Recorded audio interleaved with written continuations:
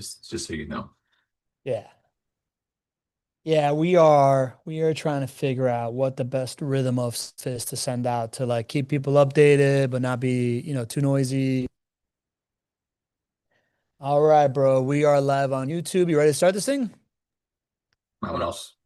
Oh yeah, let me up the chat so I can see it.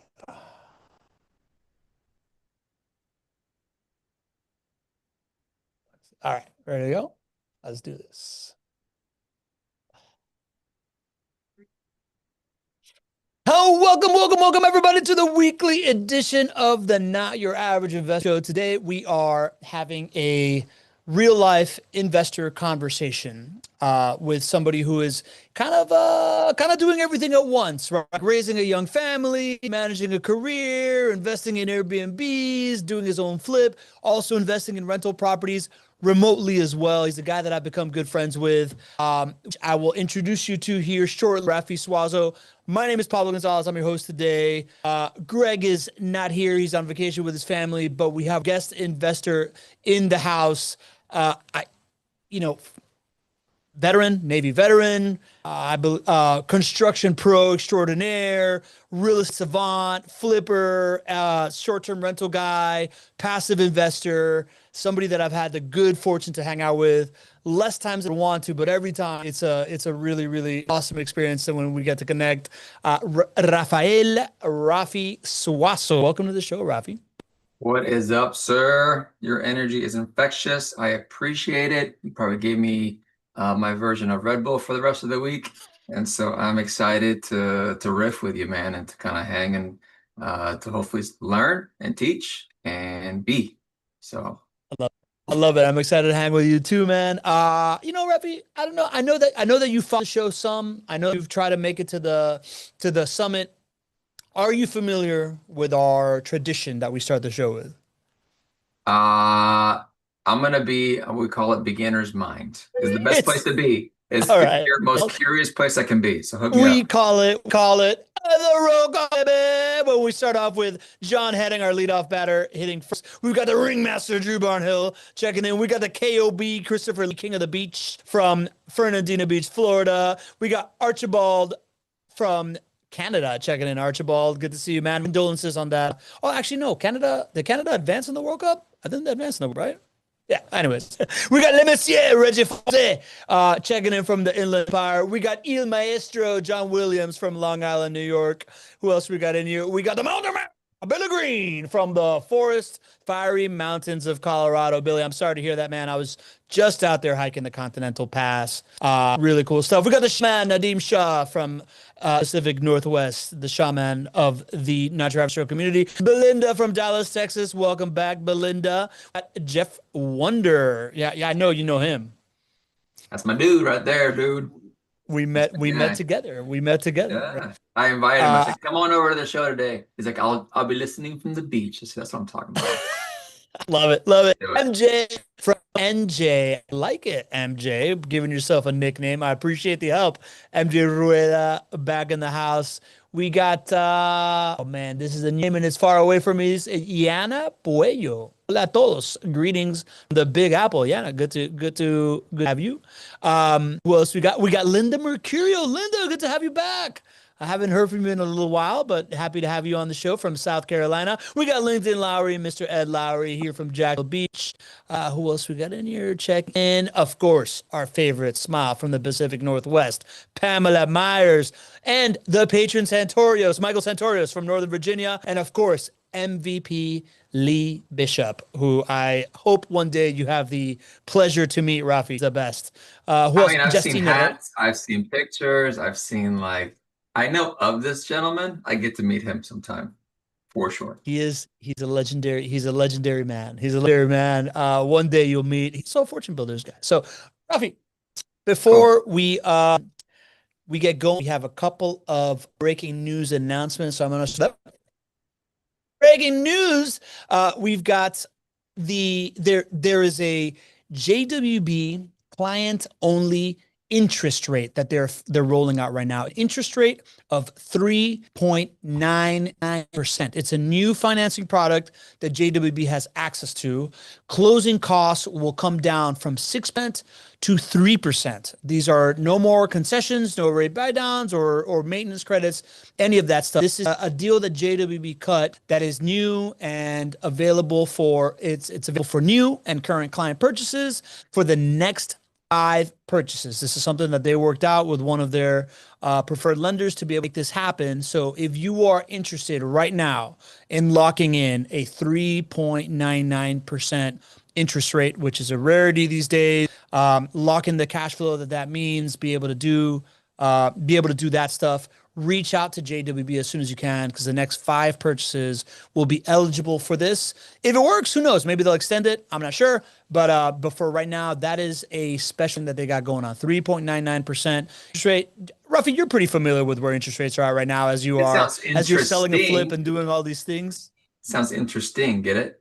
Dad, I'm getting my dad jokes locked tight. It's like, it's a very interesting conversation that you're having. So yeah, it's huge, man. Like trying to get, I got a flip going. I'm watching those interest rates and ensuring that my buyers can buy. So yeah, good on JWB. I love it. Yeah, very cool, man. And you know what? I have to apologize because of all the titles I gave you, I did not talk about what I know is your number one, which is dad. And you have your son, and you got a newborn baby that's just born, and you're doing all the things, yeah, man. So Rafi is a world-class dad here, man. Thank you, thank you, thank you. It is my proudest moment that I get to just relish in, right, as much as possible. Especially awesome. To little guys, little babies. Awesome, Rafi. Why don't you give us first of all, is it Hawaiian Shirt Tuesday? Is that what's going on? What's it's a tribute, so people don't know, but they get to know. All right. So I'm a Fortune Builders dude. And I met this guy that you see before you, Pablo and GC and team, at a Fortune Builder event. And so I was always the guy that had a Hawaiian shirt from Hawaii. And so everybody knew me as the Hawaiian shirt guy. I was like, why not throw the tribute back out on this, first time, long time listener, first time caller situation. And so, yeah, it's just, honestly, in Indiana, I have not worn a Hawaiian shirt. This is my first Hawaiian shirt in Indiana. So, really? Thank you for the encouragement and just the reminder. It's aloha, man. It brings good vibes, bro. So yeah. I love it. I love it, man. And your story, I hope that you can give us a little bit of your story, right? Because to me, you're wearing a Hawaiian shirt, tribute to Hawaii. You are an island guy, but originally completely different island, right? The Dominican Republic, and the island of Hispaniola, right? True. That's right. Man, that was his history. Look at that guy. You like that. You like that. So you are originally from the DR. You came to the US kid, you military, and that's kind of like where your real estate journey began, right? You want to give us kind of like catch up on all this stuff that you've done so far. Yeah. So like I said, born in Dominican Republic, came here when I was 8, did most of my schooling in Atlanta. I was like an Atlanta kid. And then out of college, joined the military. It's a very short story short, 20 years. But at the very end, I was in Hawaii and I was like, what am I going to do after? And so I decided to grab a Fortune Builders set of crew and kind of learn the way. So my last 5 years in the military, I was focusing on my chapter 2. What does chapter 2 look like? And so once I retired, I kind of jumped into it head first, did a couple of new builds in Hawaii, did a couple of flips in Hawaii. COVID did its thing to the world, kind of paused for a little bit. And then I moved to the US, to the continental US again. So, and yeah, now currently in Indiana. And all the while, so, kind of like one of the, how we sold the show was like how somebody is able to grow kind of like real estate career within their existing career, right? So like in the military, you were in the Navy, you were on the construction side, right? Like you essentially told me you're kind of like almost like property management for the Navy kind of thing. And as you were there, you started using VA loans to purchase property. You want to kind of give me the background on that? Yeah. And so it's funny because, so civil engineer corps officer from the Navy, right? So we basically take care of the Navy bases. And a lot of times we kind of take care of other bases too, but more or less were Navy bases. So like the little mini cities. So the public works game, the property management game, new construction, programming, all that stuff I'm very familiar with. And when we're hanging out with all of people that are moving in, moving out of places like every 2 or 3 years, everybody's buying houses, right? But the thing is, they buy it with the old mentality. We talk about this a lot, right? You guys talk about it a lot. I'm going to buy a house, and then when I leave, I'm going to find a property manager. No, no, no, no. Find a property manager that's running houses, and then buy a house from them, which is why I love JWB and the whole way that we do it. And so, long story short, my first house was at the very end of my career in Hawaii, my VA loan. So that's my first VA loan purchase. But a lot of my brothers and sisters, like that's it's the game. Get a house, and the minute you leave, rent it out. But then 2 or 3 years later, all the beautiful stories start coming out of how that wasn't the best, right? So interesting. Tell me more about those stories. What do you mean? Is it because people aren't finding good property management when they move? Yeah. I mean, it's the shopping that happens when you're about to leave, right? So, hey, I'm leaving. I'm going to a different station. I'm going from, let's say, Hawaii to San Diego, and I got my house, and we've been living in it for 3 or 4 years. What are we going to do with it, honey? Let's rent it. Okay, perfect. Find a property manager. Look for the 3 or 4 that are in the area. Okay, got one. And then that doesn't go well. You get another one, and then it doesn't go. So that whole shopping experience of finding the right property managers. I mean, you're in this game, so you definitely know that it's real if you get a good one, and it's also real if you don't get a good one because you start learning all these great 2 a.m. phone call lessons as a property owner. And so talking to a lot of my veteran brothers and sisters, they're still holding on to a couple of houses, but there's story upon story of, oh, I get another phone call or this happened or that happened. And it's like, and so when I learned the kind of the new way, right, just knowing that you can get it in one place, and then buy from inventory within that circle. It's just it's sexier. I don't know. It's great. So what's up? Before we move on to the rest of this, well, first of all, I want to say Ileana Puello. I totally mispronounced your name because the thing was far away from me and I was calling you Yelena. I couldn't see it right. Ileana, good to have you here. She says Plátano Power. So She I think gets it. No, she didn't put the accent on Plátano, man. That's like Plátano, I'm man. talking about. I don't know how to find that thing on my keyboard. She's a prima, right? That's it. And Lou Carlson said from Summers, Connecticut says, good afternoon. Right. Or if you're talking to someone from the military, Rafi, it's on like I mean you've had some success with this, right? Like Mhm. you bought the home in Hawaii, Mhm. like what's set up for chapter two, which we can dive into, but Yeah. is there when the military I've come to understand that it is an actually really good opportunity to start building wealth through real estate because you have the VA loans and every time that you get relocated, you have the opportunity to just kind of like hold on property that you bought with a VA loan. And maybe the opportunity to get other VA loans if you do that right, right? Like, Yeah. Mhm. was there some kind of like signs to perhaps while you're there, getting to know the property management space locally so that you pick just one, or any advice that you would give to a military family that's thinking about building wealth through real estate? Or are you able to use VA loans for somewhere that you don't actually live in a residence where you like know where the team is? Yeah, I think the way the VA loan they go primary residence is the biggest thing. If you have proven that you can have your primary residence and you're looking at getting another one, there's some programs that kind of extend that, but that's fresh, it's brand new. Okay. And then my boy Jeff did a couple. My boy Jeff Wonder did something similar.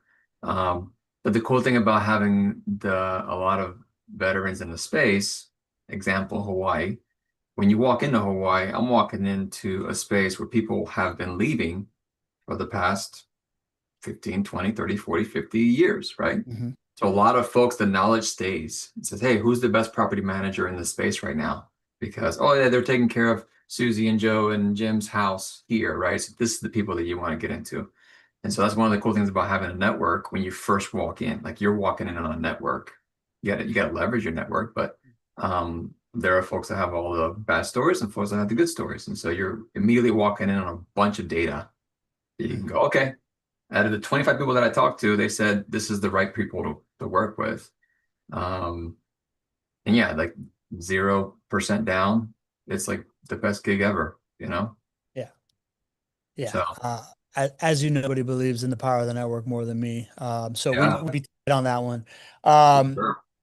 but yeah, so then as a veteran, if you're coming into this being able to, so before you're a veteran, when you're when you're first starting in the military, Mhm. when you played somewhere you're thinking, okay, I want to start buying a home. The idea of asking around, already building that relationship as Mhm. Vol show, the team is really what's gonna keep you what's gonna keep you in the asset long term. Yeah. Do that on the beginning side, right? Before you move around. And then Rafi, give us a story a little bit of kind of how you've had this like really interesting career, right? Like you have this amazing body of work with the Navy, with the military. You have then worked as global construction person while developing your own projects as well. And you've been able to just kind of like pick and choose your spots because of real estate and because of what you're Yeah. doing. You want to start us kind of like in your transition out of the military in Hawaii, how you set Yeah. yourself up to do? Yeah. So going from place to place, at the when you leave, you're like, oh man, I rented a house for 3 years. You're like, oh, I should have bought that one, right? Always hindsight at the end, right? So I had left the previous place and I jumped into Hawaii. I was like, okay, I had this thing that I said that I wanted to do last time. Was in San Diego for like 5 years. I rented the most beautiful house there. The landlord loved me. I was the guy that fixed the house while I was living in it, right? Yeah. That kind of tenant, right? But at the end, he benefited a whole bunch for me, living there. It was great. So when I got to Hawaii, I was like, you know what, I'm gonna go ahead and buy. At that point, it was just I want to go ahead and just buy because I learned my lesson. But then towards the end of my time, I was like, I get to learn what to do with this when I leave. Like I need to get some knowledge, right? So I went and got some, Fortune Builders knowledge. Spent a couple of years really learning like the systems and figuring out what it's all about. And then I was able to kind of basically flip my own house on the way out, which was really good. It was a really good learning opportunity. I knew how to bring in contractors. I knew how to negotiate, bring in private money, which is something that I just learned right during that process. Because everybody's like, "Oh yeah, I gotta have a whole bunch of money to flip a house." Like, no, not really. You gotta have a network of people that are willing to fund you, and people are on the sidelines waiting. Um, so yeah, I think towards the end, I was like, I need to figure out what to do on the exit. Because I've heard these stories of people exiting well. And so that's what I did. I did a little mini flip in the last 6 months. I kind of spent some time flipping my own house. And then we made a good bit of money at the end that allowed me to have that buffer after the military of like, man, you know what? You don't have to get the job right now. Like take a beat, And I did that. I did some training. I got some really cool leadership development training from a couple of different companies. I did some Tony Robbins stuff and kind of just, you know what? I want to figure out what other networks are out there besides the military network. And it took me a while to land somewhere, but I had the flexibility to land somewhere because I had the funding in my pocket.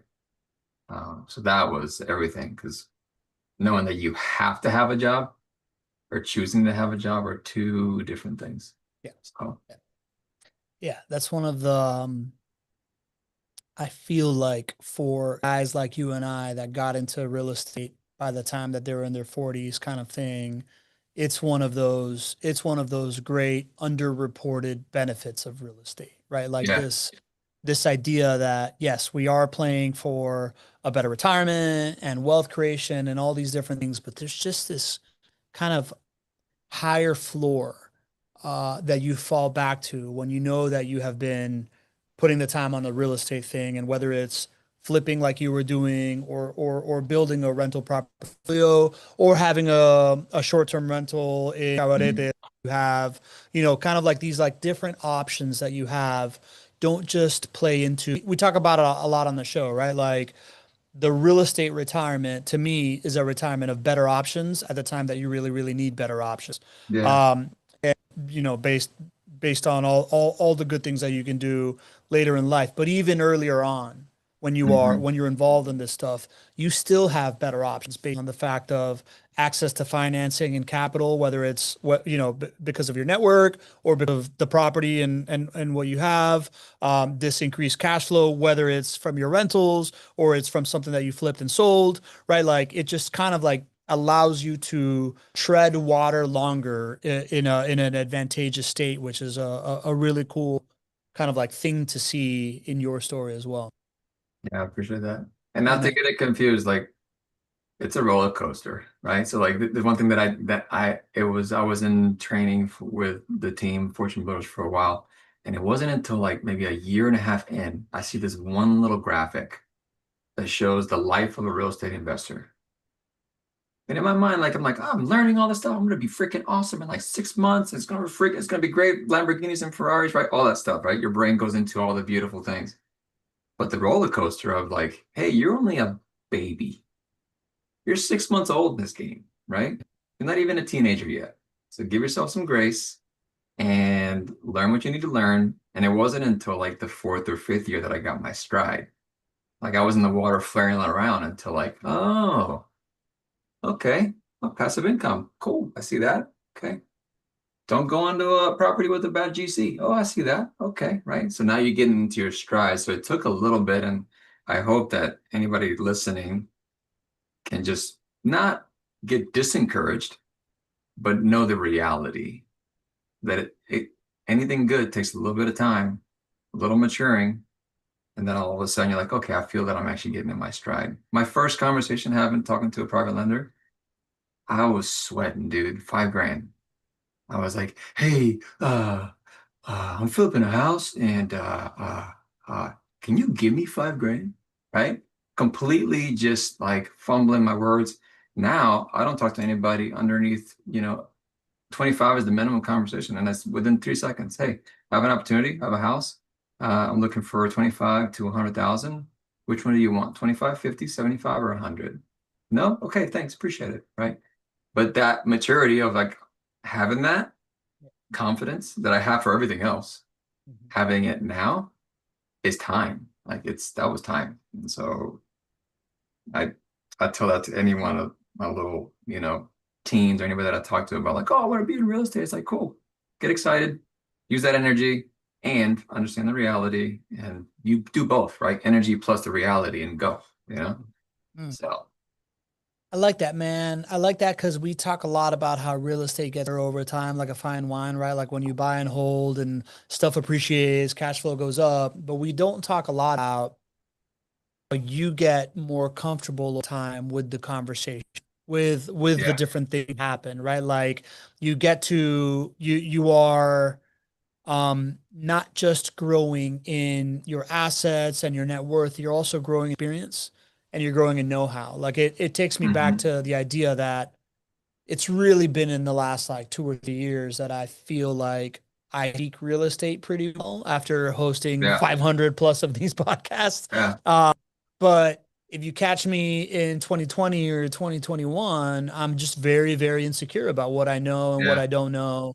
And be able to like have those conversations. So it is kind of like that 5 year seasoning where not only are my JWB properties doing much better right now, 5 years in, right? And like I have more cash flow and all Hmm. this type of stuff, and the home price appreciation has really kicked in, but it's also my level of comfort in having a conversation with just about anybody in the real estate ecosystem and Yeah. feeling like I have value to offer Yeah. and being able like whatever talking about I'm not like ragingly insecure whether I'm going to branch out and do something like what you've done and get more active on one side. I can carry that with me, Yeah. or analyze other deals on the passive side as well.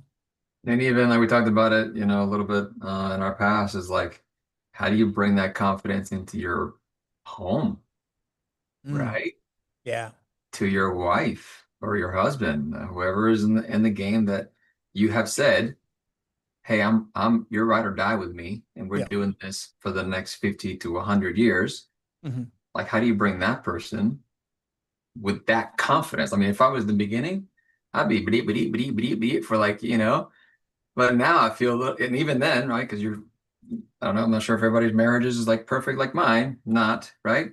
But Yeah. in terms of like, learning about a person and learning about what they want to hear, and if they've never been in real estate, here we go. How do you do that? Yeah. So Let's dive into that. I want to dive yeah, into that because, as you yeah, know, that's deeply personal to me in my situation yeah. right now. Before we dive into Lou Carlson and Ken Edmonds are asking if there's of this. Joanna, if you could. So guys, right now we are live on YouTube, and you can go see the live replay on YouTube. We also post produce it and publish it post produce on YouTube on Monday, and we publish it on podcast Monday as well. So if you search the Not Your Average Investor Show anywhere on YouTube or podcast, you're going to be able to find the backlog. You can find all this stuff. But Joanna, if you can post in the chat the live link right now so that these guys can see it. Also, want to give a shout out to Alejandro Diaz, who owned two houses free and clear by doing it in the military as well, and was able to turn one of those into what he's calling five babies in JWB, right? Let's Property babies go. Come on. I love of that. doing that. And so then I want to catch everybody up to kind of like you've had separate construction career, right? Like where Mhm. you've been doing it for the military, you've been leading construction operations globally for big companies. Your real estate career had the flip that you had in Hawaii. Yep. Then you, as far as I understand it, you also bought this short-term rental in the DR where you're from that one day Yeah. you told me you hope to live in. Um, Soon. One day, very soon. one day ASAP. Yeah. And then you've also invested into buy and hold rental properties with JWB Yeah. in what I have learned grown to understand, your wife's retirement account, right? Is there any other real estate stuff that you have been that you've pulled the trigger on? Oh, and you have a fix and flip right now in your area in Indiana. You bought us for like 300K. You're selling it for like $1 million. Injected equity, show off your construction chops and your real estate chops all at the same time as you're setting yourself up for the next stage in this career. Yeah. Anything else missing? Like your real estate bats here. Real estate past, Big Island, built four Yeah. houses, one good, one bad, one neutral, one got rid Yeah. of. That was easy. Two flips in Hawaii, one very successful, and then my personal home. So basically that's what, four, three, same. I've actually never done this, so this is like kind of cool. Cool. So seven. The Airbnb in Dominican Republic I purchased with a bunch of different monies, Mhm. self-directed money, personal money, and 401k money. So that's a cool story all in itself. Okay. It's just a dream to have a place on the beach in my home, right? My home country. Yeah. Ain't no Um, world in this beach. yeah, man. Yeah. And then yeah, and the one that I'm currently right now, it's been about a year worth of a flip, 6,000 square feet, monster house. Uh, Beautiful right now and roller coaster all the way up until now. But looking at getting that thing sold to hopefully a Chicago Bears. Chicago Bears are coming to Indiana. Saw that. I saw that. So I'm talking to my realtor right now to tell him to go and talk to the Chicago Bears organization. Like, either you call them or I'll call them. This is a house for somebody in that organization. So Hey, Caleb, I got a yeah, house for you, bro. hook it up, man. Talk to your wife, send her over, we'll talk. Let's do it. So, That's uh, cool. but yeah, that's the overall and captured. And then in between, a lot of lending. Mhm. So I got a great network, and I'm lending to a lot of investors that are doing flips and that are Okay. doing hold, that are doing. I got somebody that's doing different things. So I've always enjoyed that portion of it. Find somebody that you trust, and then trust them enough to give them your retirement money. That those words like are just so huge to me. To Mhm. like, hey, I trust you enough to give you the money that I've been saving for 20 years. Mm. Right? That's Yeah. real. Yeah. So make sure it comes back with some friends, please. Right? Yeah. And vice versa, right? I got friends that are doing the same thing with me. And so that's a portion that's very, very important because you build such deep relationships with that kind of when you say you're gonna do it and you do it and you give somebody back their money with extra and maybe like a card and a gift, Mhm. like loyalty is there, man. Like and you both are exchanging back and forth, right? Yeah. Love and connection. So it's actually a under, I'll say, exposed portion of the real estate investing game. Like once you start getting a little bit of cash, start giving back in that kind of way. Mm. Um, uh, so yeah, that's it for the current real estate. game. Out of those, which ones do you currently own? You have the two JWB properties, like the house, the one that you're flipping. Do you still own any of the ones in Hawaii, or are these also flips No, that you? Hawaii's all done. Hawaii's Okay. been cleaned. I own the flip that I have now. I own two JW properties, both in Jacksonville. And I own my current home that I'm living in right now here in Indiana. Got it. Got it. Okay. Now let's talk about that. Let's talk about that loyalty trust where it matters the most at home. Yeah. Right. I've talked about this a couple of times. This idea that when we first started this, I I have the good fortune that I started not your average way, right? Like I feel Mhm. like I was able to like truly understand this idea that it's an operator first trust relationship. I bought a JW property before my wife and I bought our own home. We've been able to grow to like 5 doors now. But I made a big mistake in that I at the time my wife had the W-2, so she was going to qualify for the mortgage. And I was kind of like, yeah, oh, this is going to be awesome. And like, you qualify for the mortgage. I'm going to come here and host a show and talk about how great this thing is. But I never really kind of like, I didn't, outside of her listening to me super loud. And this all started during COVID in our 2 bedroom apartment.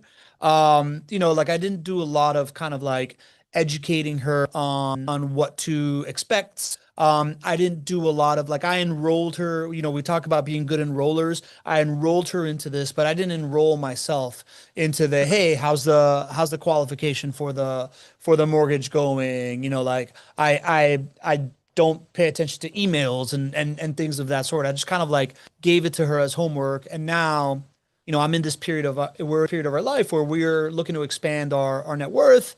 But I'm now have to get buy-in on this idea of adding more properties isn't just like a direct line to like me dumping stuff on your as passive as real estate is with JWB. Yeah. There's still certain things that you're going to be a part of. And instead, I'm like proving to her that I'm a part of this thing and whatnot. You asking for a friend here, Yeah. right? Like Yeah. Yeah. share Yeah. with me how you got your wife to like enroll and how it's going throughout all this stuff because you started this as a much savvier real estate investor than me. And I imagine that the delta of like education is even higher of your buy-in and kind of like your trust Well, in what that's you're the doing. that's the that's the fallacy, right? And so that's the fallacy that I ran Mhm. into. I'm like, I'm hanging out with different people. I'm talking to real estate people, like they all understand me. Everybody's good. Like we're me and you are juking and jiving. We're riffing on some like interest rates and property management, 8% and all that. We're riffing, right? And like it feels good. But what happens when you walk home and my beautiful wife's an accountant, right? She worked for a lot of the big firms, Yeah. and the accountants just have a beautiful brain like that beautiful mind of Russell Crowe, right? Like they just have a beautiful brain, and so her brain is very logical and very connected to tick tick tick tick. Like give me the first step, and then the second step, and the third step, and the fourth step, and I'm over here like you, loud, right? Hey, here's what's going on. This is awesome, JWB and Greg and these guys and Fortune Builders, and she's like, show me the numbers, bro. Like, show me the numbers, and then we'll talk further. And I'm like, what do you mean? You're not excited with me? She's like, numbers excite me. Right. And so I was like, wow, okay. I had to throw all of that confidence. I mean, I used it, but a little bit. I had to throw all of that pretend confidence of knowing all my stuff, bringing it down to the basic level and saying, okay, what does she want to hear for the value that she wants to be and the value she wants to create in this thing? Like, as if they say that the biggest, business partner that you bring into your life is your partner, right? Your life partner. So I got a business partner here that's like not getting it. And I'm like, do you understand if we get, my magic number for JWB properties is 13. Once we get 13 properties, that machine is running itself and we can choose to work if we want, right? I know it. I've seen it, with all the network. But she's like, I don't get it, right? And so a fun story that we were talking about earlier is my wife's the one that asked me about real estate and why it goes up. A very basic question that me and you just go right past it, right? Yeah. We just go right, well, it just does, right? And my words are literally this. real estate just goes up. And it's got nothing there in it, right? It's got nothing, no meat. And I'm like, how do I get a foundation of what that is, right? Google, like, can you Google it and look in the history of life, that real estate goes up over time? That won't work for your wife. It didn't for mine, right? I was like, okay, how do I do this? This is a campaign. And this, my beautiful military brothers and sisters get this, right? One battle, one campaign. Those are two different things, right? So one battle you do run with that first day, the campaign could be a 365-day campaign with 365 battles, right? This isn't a battle, but this is an enrollment campaign of like, hey, let me give you a nugget on property management. That's the biggest one I want you to understand because everybody has those really bad stories about property management and slumlords. I'll give you a little tit on that. Then I'm gonna leave you a little tidbit on real estate. A little Robert Kiyosaki. Let's throw that in there. Sneak that in there. Let me give you a little. So that slow drip is literally a slow drip coffee. You can't rush it. You got to give it a slow little drip. And the beautiful thing, long story short, she asked a lot of beautiful questions, and I kept bringing in the JWB partners, the people, right? Sam and some of the different team members that were, part of the enrollment of the house. Hey, Sam, you got your work cut out for you. I'm here with you. I'm cheerleading the heck out of this, but we get to show this person that doesn't understand real estate why this is such a good deal. Give me 5 properties at work. Let's do some numbers live. Let's play around with some stuff. And we did that. And then she goes, oh, well, that makes sense. Why don't we do this earlier? I'm like, that's what I've been saying. And so we got to a point where she's like, all right, let's grab some of the cash that she had in an old 401k. We self-directed it, turn it into liquid cash for the conversation. And she goes, I want to buy a house outright. That's not what I wanted to do. I wanted to leverage a little bit, right? And do maybe a non-recourse loan and do 50%. But she's like, I want to buy it outright with this money. I said, perfect, let's do it. So she can see the trickle. She gets to see the monthly the monthly cash flow from that. And she did. And then later on, I was like, hey, another opportunity just came up. Can we do it my way now and do a self-directed non-recourse loan? She's like, what is that? Perfect. Next opportunity to enroll. And now this one, I said, hey, we're not bringing any extra money here. The first one and the second one are one system that are paying for each other now. And then once those are done, they'll pay for the third and then multiply to the fourth kid, right? And so that was the way of like my gateway of getting her in. She saw the monthly super efficient phone calls that we get from JWB like once every month. Hey, everything's going well. You're good to go. Do you need anything from me? No, I just give you a heads up that we put cash in your bank. Okay, thank you. Appreciate it. Honey, we got cash in the bank, right? So it's like that reinforced, all my crazy talk. But now she gets it. So if I bring up another property to her, I don't have to start the conversation brand new. I say, hey, we now have an opportunity to get a third one. And oh, by the way, these two are paying for this third one. Can I give you the options of what that looks like? And I still get to bring it up. And I get to not say, trust me, which is my favorite thing to say. I get to own that, right? Yeah. Hey, I'm your husband. Just trust me and know that I'm doing the right thing for us. That works like maybe 10% of the time. She's like, let me see the numbers. Let me see the stuff. And I honestly think God put her in the place just for that. He gave me that one. God didn't give me a cheerleader that says, yeah, honey, go do what you got to do. Because if he did, then I would already have bought 3 or 4 really terrible properties and been in trouble. So she's my quality assurance of my crazy brain decisions. So long story long on that. Man, I love it. I think the last thing you said really rings true to me. Like I'm the guy that gets an idea, falls in love with it, and runs 1,000 yards down the field, already enrolled in it. And my wife is a perfect kind of like balance to that, right? Like we can talk about this idea of, um, slowing down as a, it almost comes off as a negative, but I think for guys like you and me, it's a positive, right? Yeah. Having a partner that can help you think through these things and ask these good questions and make sure that you're fully in it, to me has been a really, really great blessing. This is what I'm hearing in this story. And then, the other thing that you kind of shared with me is the fact that you've done these other things, right? Like the flip is a, it's been a different experience. I don't know how the short-term rental has been, and I don't know, like maybe I don't know if you had that before y'all got married, or I think you guys were already No, married at. yeah, I've been building this thing with her. She's been Yeah. watching me. Um, that Airbnb was like, this is a dream. Hmm. I'm stepping forward into this dream, and if Hmm. I gotta fail faster here, I'm gonna fail faster. But I'm stepping forward. Support me or not, I'm moving. This is one of those moments I just kind of just made a decision, right? Mm. It's an international property, so it has all its complexities, right? It's not just a regular Airbnb I can get, in Miami or whatever, but it's got its complexities, and learning through it, Yeah. like finding a property manager down there, finding the different taxes that are associated, all the different things, like you know, getting water delivery from the guy next door. Like it's like the random things that like you wouldn't think you would need. Um, but at the end of the day,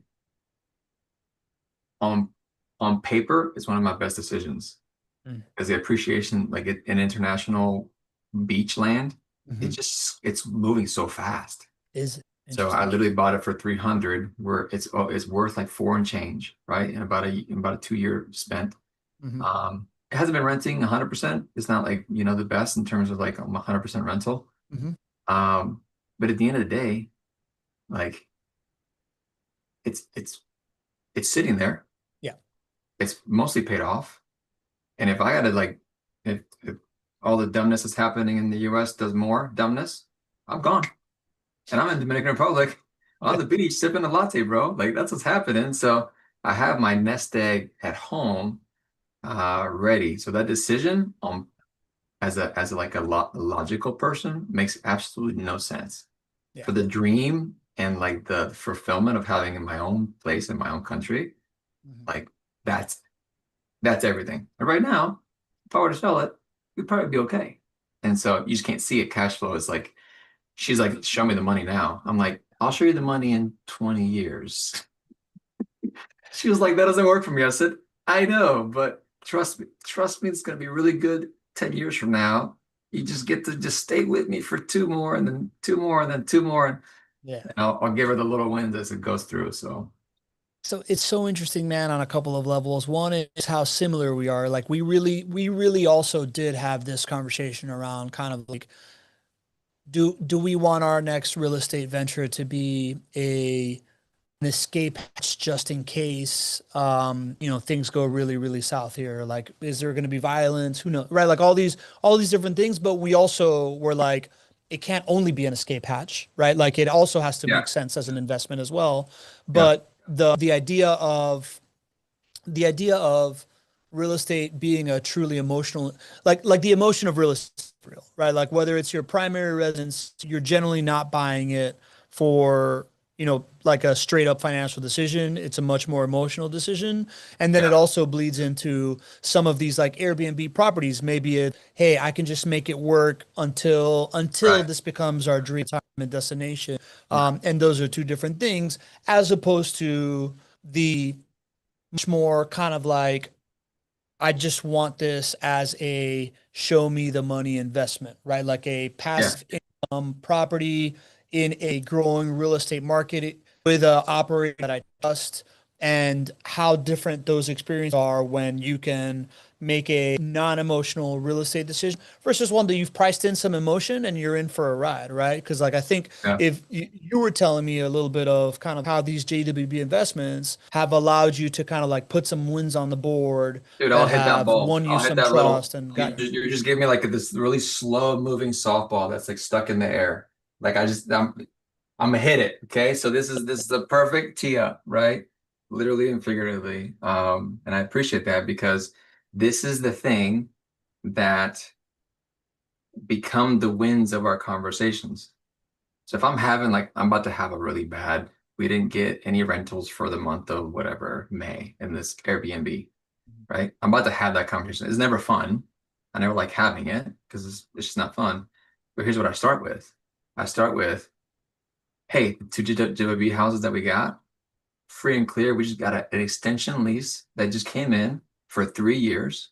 We increased the rent and they gave us, another incentive that's still going from our previous. So I start with that, knowing that it's just going to ease we call it a shit sandwich in the military, right? Yeah. You give somebody the bread, give them a nice little kudos, you give them the shit in the middle, and then at the end, you give them a little pat on the back. Great job, keep going, right? It just softens the blow a little bit.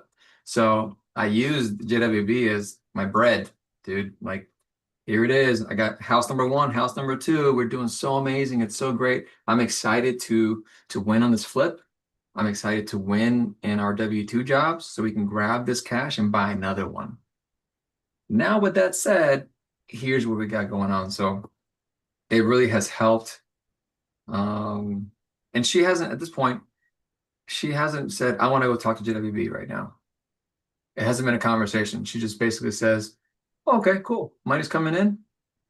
Zang, right? It's like perfect. And so it is as a dad right now with a newborn and being on the transition of this house, quote unquote, not selling, right? So when it doesn't sell, it kind of sucks. You want The to flip sell in it. Indiana. Yeah, the flip right now. So like Sure. I want it Trying to sold sell a house. yesterday. Every month that I have it, it's a month that I hold it and I pay for it. And looking for a new W-2 gig. So until that transition is going, I'm still a dad with two babies, man. It's go time. Like if I'm going out to Indiana, I'm mowing some grasses for the next week, then so be it, right? Daddy's got to get to work, he's got to bring some bread home. So it in my mind, having more JWB houses allows that every other one of those conversations to be softened. It's just softer. Hey, we have a good plan and we're going to get another one this year. Our plan is to get one every year. That's it, or more. One every year or more. Find the incentives, like the one that's happening right now. Find the incentives that happened 6 months ago. There's incentives that happen. We just wait for the one. We jump in, capitalize, and go. Right? We got it. We got it early. But it's just a beautiful foundation to start a conversation with, knowing you want to talk to anybody. I'm like, you want to buy some houses?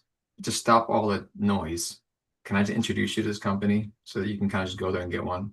Like, just stop. Like, it took me 5 years to realize this thing, but can you just listen to me and trust me for a moment that you get to just call and just get one? And once you get one, you don't like it, cool. But after that, if you like it, you take me out to lunch. Deal? Deal, right? So it's like, so long story long, it's a great foundation of like knowing that I don't have to worry about it. It's about as passive as I like to say that it is. Nothing is passive, but it's passive for me now. I did the non-passive learning up until now, but for me right now, it's very passive, and I can actually officially say that with full confidence. It's officially passive. I get one email, one text, one phone call a month, and I'm golden. So love it, love. Capital L. I love Yeah. it, man. I wanna kind of like show off your portfolio here. I just want to say, another thing that we're very, very parallel in, right? Like I'm also now, it took me 5 years to like speak confidently about, even though I've been doing it. I've recently been having these conversations, right? Like my entrepreneur friends that are just like, I have this cash flowing business. I don't really have an exit plan. I want to look somewhere to put cash flow in. And I'm thinking about real estate here or whatever, right? And it's what I tell them is very similar to you're saying right now. It's like, hey man, when you are, I've never done this any other way. So I'm almost like ignorance is bliss. But I get the good fortune of hosting this show over and over again. And I get the good fortune of hearing people over and over again tell me how like they started it this one way. They found out some like hard fought lessons and they're like, oh, this is the easy button over here at JWB.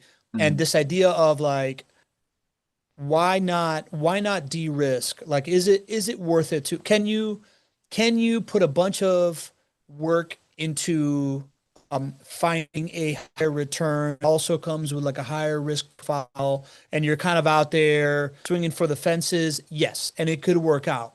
But if you are a really busy person that's just trying to like start in real estate, why not do everything to de-risk this idea that your first investment is going to actually work and it's going to start doing its thing for a really, really long time. And that will help you confidence to then go take these other risks and then go take these other swings Yeah. and then go for these like higher return profiles because you've built up this like foundation of not just like equity and cash flow, but this foundation of just like belief, right? Yeah.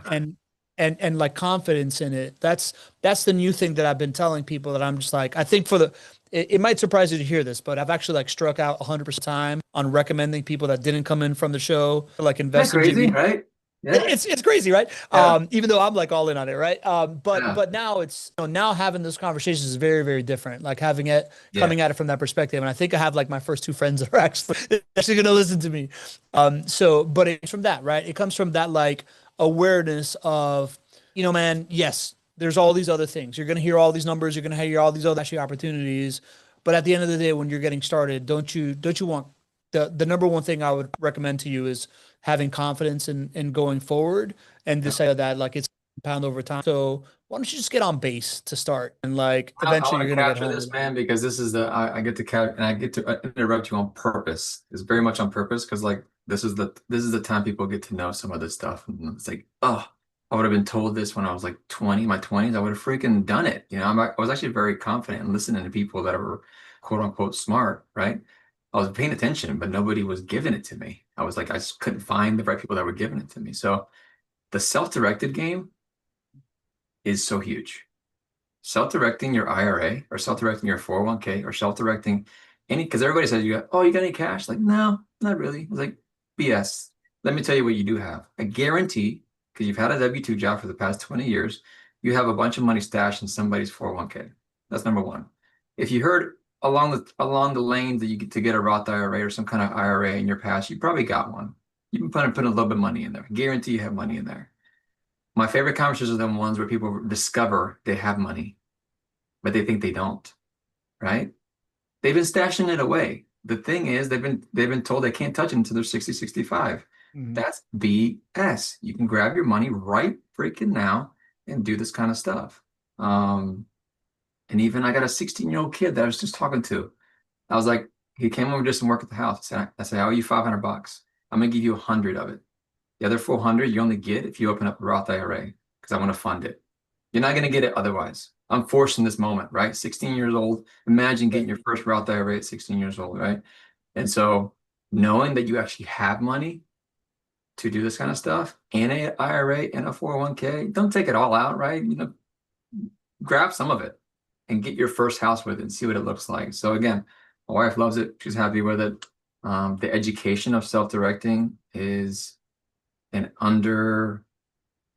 is an underexposed subject that I think gets to be really because everyone's like, I don't have any. And it's like, yeah, but let me guess.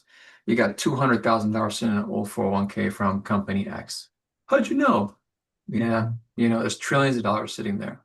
And I use that for lending. And I used to have people lend to me. And so there's a beautiful, circle around that.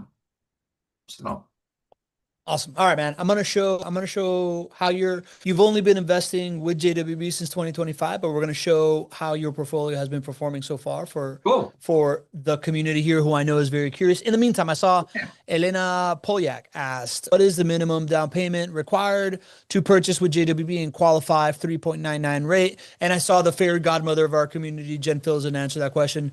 Jen, what you may or may not know is that JWB is rolling out this new financing product that allows for a client-only interest rate of 3.99%.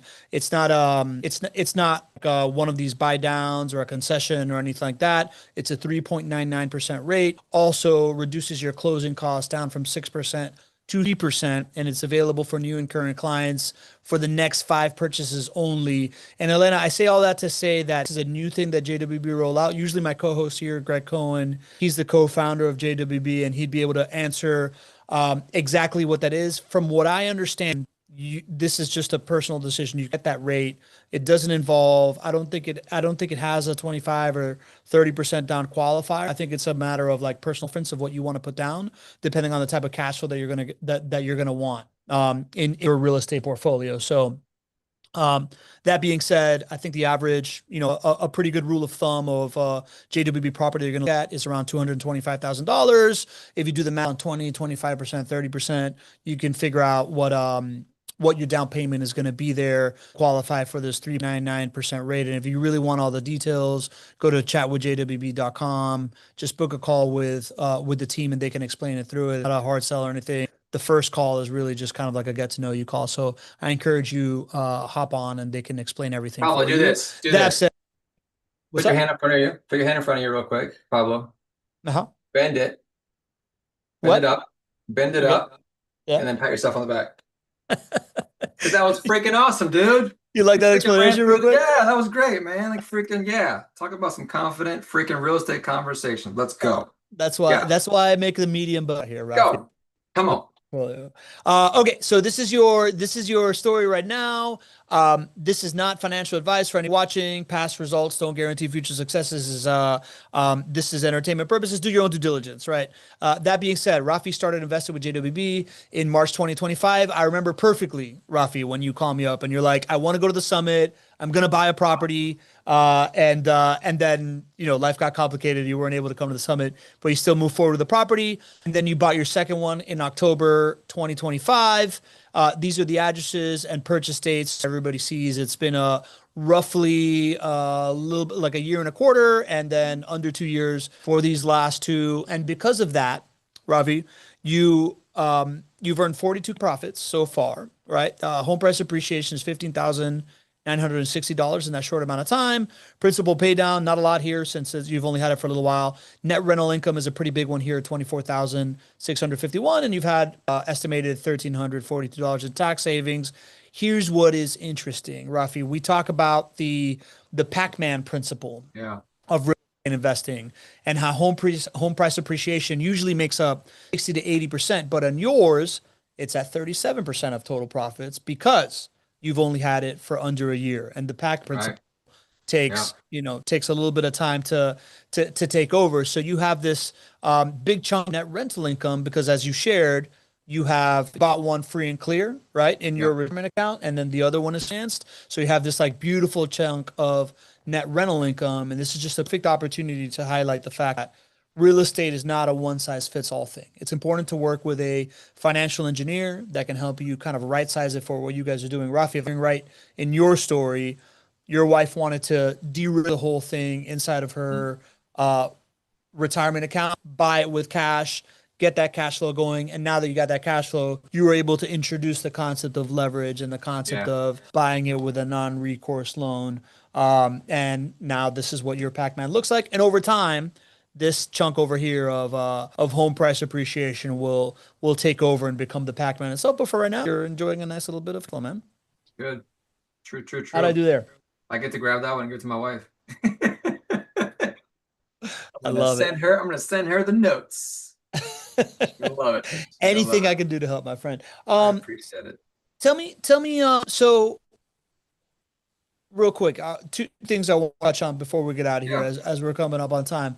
The experience with Jade, based on everything they talked about, you kind of alluded this earlier, this idea of your military brothers and sisters maybe not understanding the order of operations of like the importance of an operator. Based on Yeah. you having done the real estate thing on your own, flipping, uh, you know, done the Airbnb stuff, the experience of JWB as a true vertically integrated turnkey operator versus other parts of real estate, any kind of like insight you can give to the community on that.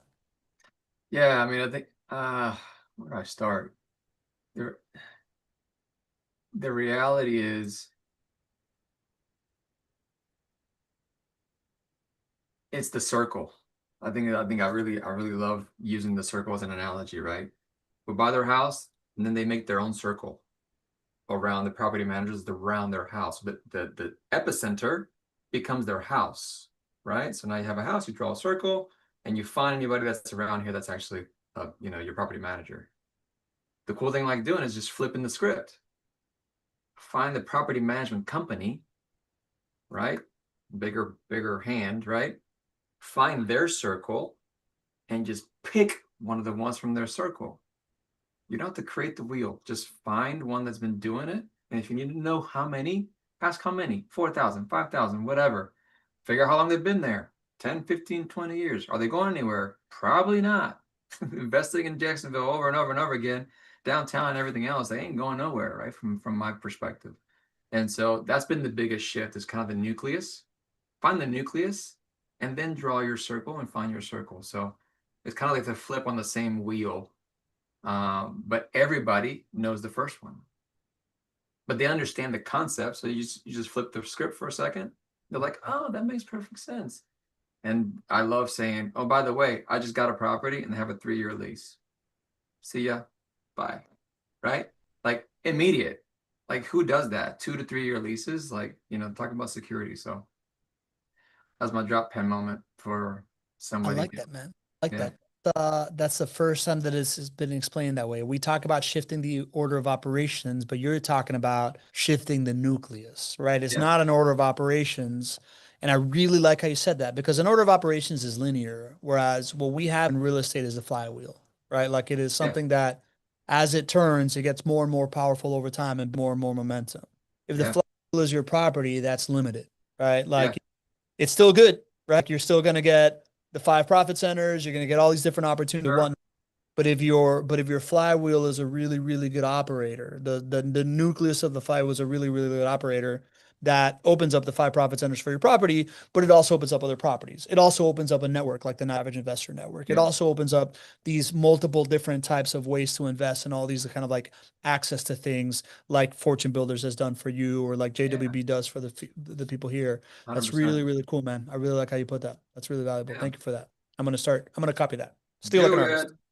Do Is that it. good? Yeah, we can talk about it at the next summit. I get to get there, man. I'm going to the summit. Oh man, I want you here One so bad. day.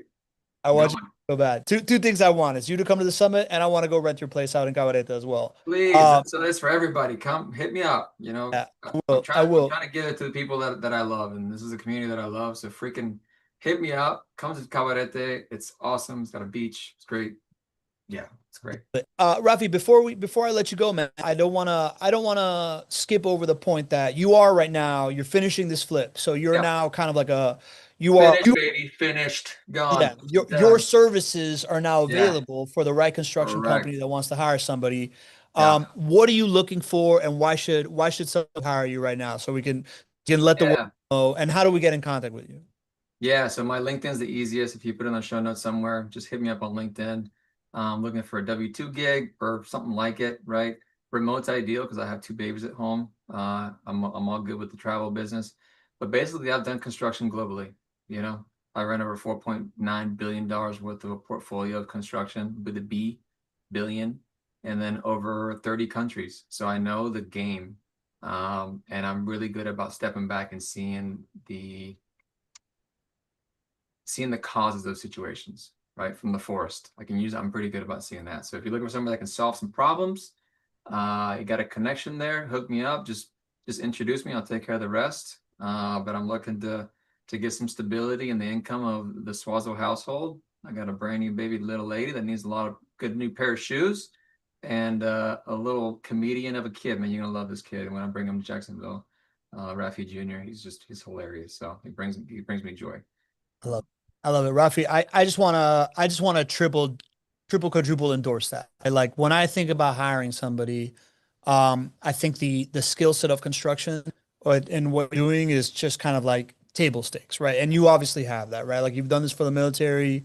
You have the resume, like you said, billions of dollars of construction overseen internationally. I'm sure that you've seen just about everything, but I also look for that extra special thing. What are the motivations? What are the things you've shown me? One of the things I really love doing in my company is hiring entrepreneurial people. And Yeah. for me, like in the construction realm, hiring somebody that is an experienced real estate person that has their own money on real estate projects and knows the pain of that and knows what it means to spend that money and knows that piece of it to me is absolutely priceless. Not to mention this idea of like the motivation of young family, somebody that's proven to be a mentor to young people and you care about more than that, man. Anything I can do to help you land this next gig, not higher endorsement for you and wherever you end Appreciate up, I it. think that they're gonna hit a home run, right? So I think that's really awesome. Thank you. And so thank you for doing this. One last thing for the community. We are having an event in Jacksonville on July 24th, tax-free real estate investing for July 24th in downtown Jacksonville. You're gonna get it's almost like a mini of what we do. So if you are in town or you want to get come me, to bro. town, You may get huh? me. Tell me with a good time, man. You Oh may yeah, get me. You may get me. dude. That would be amazing. That would be amazing if you come down. I'm So Friday, excited. July 24th. If you are interested, Joanna, drop a link in the chat here that you can check. We can link it also in the show notes if you're watching. But more importantly, if you're listening, just send an email to marketing@jwbcompanies.com. You'll get the details and you will be told all about it. Right? It's invite only, so we got to give you the right information, make sure that we got the right room of the right people in there. So reach out to marketing@jwbcompanies.com and see if this is right for you. I want to thank the community for showing up today. Always, always, never take it for granted that you take an hour of your day to spend some time here, ask great questions, and come educated in the middle of a work day on Hawaiian Shirt Tuesday. Like just to show up here and learn from Rafi. Rafi, I got a lot of love here in the chat for you from Ileana and Nadeem and Linda and Reggie and everybody else talking about the value you provided, man. I'm really, really grateful that you made the time to come on this moment in time. Super grateful to get to see your face again, connect with you, and hang out with you, man. Thanks for doing this. I feel the love, man. Thank you so much. Likewise. All right. And next week, join us again. It'll be me and Greg again, broadcasting here. And from now till then, always remember, don't be average. See you later, man.